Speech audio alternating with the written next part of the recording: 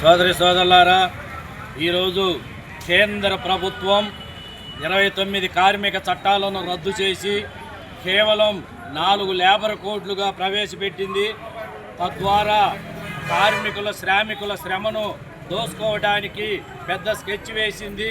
దీనిని రద్దు చేయాలని మాచర్ల వామపక్ష పార్టీల ఆధ్వర్యంలో ఈరోజు ఎంఆర్ఓకి వినతిపత్రం ఇచ్చి ఎంఆర్ఓ ఆఫీస్ దగ్గర రాస్తారోకో చేయడానికి నిశ్చయించుకొని వచ్చాము.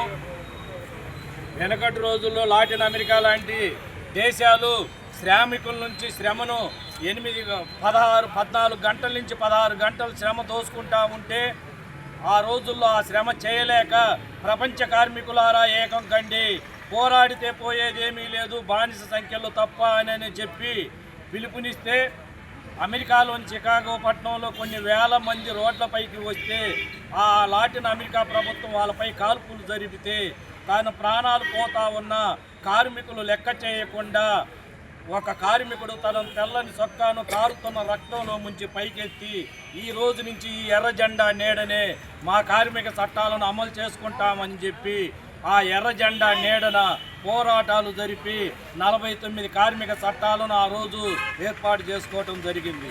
అందులో భాగంగానే 14 గంటల పని దినం పోయి 8 గంటలు మాత్రమే పనిచేస్తాము, 8 గంటలు విశ్రాంతి తీసుకుంటాము, మరో 8 గంటలు పడుకుంటామని చెప్పి ఈ రోజు వరకు ఆ 8 గంటల పని దినాన్ని అమలు చేయడం జరుగుతూ ఉంది.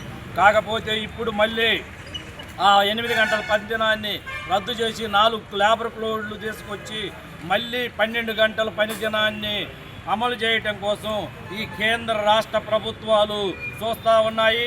అచ్చం ఈ కార్మికులే కాదు, సాఫ్ట్వేర్ ఉద్యోగులు కానీ, రైతు కూలీలు కానీ, రైతులు కానీ అందరికీ ఈ ఎఫెక్ట్ పడతా ఉంది. కాబట్టి ఈ 4 లేబర్ కోడ్లను రద్దు చేయాలి. మీరు చూస్తానే ఉన్నారు, సమాన పనికి సమాన వేతనం 21,000 ఇవ్వాలని చెప్పి, అలాగే టెంపరీ ఉద్యోగులను పర్మనెంట్ చేయాలని చెప్పి కోర్టు చెప్తా ఉన్నా కానీ వీళ్ళు అవి అమలు చేయడం లేదు. కరోనా టైంలో అందరూ ఇళ్లలోంచి బయటికి రావడానికి భయపడి ఒకే ఇంట్లో ఉన్న భార్యాభర్తలు పిల్లలు కూడా కలుసుకోవడానికి భయపడుతున్న తరుణంలో ఈ మున్సిపాలిటీ కార్మికులు బయటికి వచ్చి తన ప్రాణాలను ప్రాణంగా పెట్టి చెత్తను ఊడ్చి మన ఇల్లు శుభ్రం చేసి వీధులను శుభ్రం చేసి తన ప్రాణాలను కూడా లెక్క చేయకుండా ఆ 2-3 సంవత్సరాలు ఈ కార్మికులు ఎంతో శ్రమించారు. వాళ్ళ శ్రమను చూసి ఆనాడు ప్రధానమంత్రి, ఈరోజు ఉన్న ప్రధానమంత్రి నరేంద్ర మోడీ గారు కూడా కార్మికుల పనికి, అందులోనూ మున్సిపాలిటీ కార్మికుల పనికి ఎంత ఇచ్చినా రుణం తీర్చుకోలేమని చెప్పి వాళ్ళ పాదాలు కడిగి నెత్తి నీళ్లు చల్లుకున్నారు. అదే ప్రధానమంత్రి వాళ్ళ 29 కార్మిక చట్టాలను రద్దు చేసి 8 గంటల నుంచి 12 గంటల పని దినాన్ని దోసుకోవడానికి వ్యతిరేకంగా ఈరోజు ఈ మాచర్ల పట్టణంలో ఈ ధర్నా కార్యక్రమం చేయడం జరిగింది. దీనికి ప్రతి ఒక్కళ్ళు మద్దతు ఇవ్వాలా. కులాలకి, మతాలకి, వర్గాలకి, పార్టీలకి సంబంధం లేదు.